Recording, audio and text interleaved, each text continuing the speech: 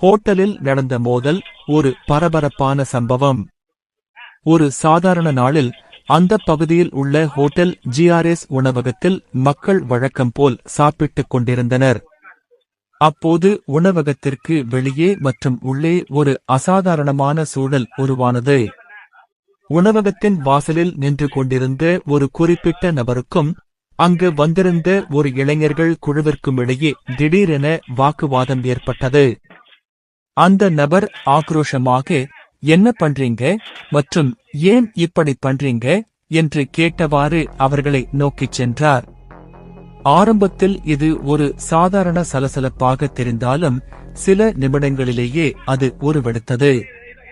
இளைஞர்கள் குழுவும் அவருக்கு சளைக்காமல் பதில் பேசினர். இரு தரப்பினருக்கும் இடையே வார்த்தை போர் முற்றியது.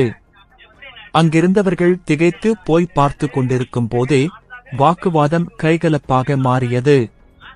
அந்த நபர் இளைஞர்கள் குழுவினரை தாக்க முயன்றதும் பதிலுக்கு அவர்கள் மல்லக்கட்டியதும் அங்கிருந்த CCTV காட்சிகளில் தெளிவாக பதிவாகியுள்ளது.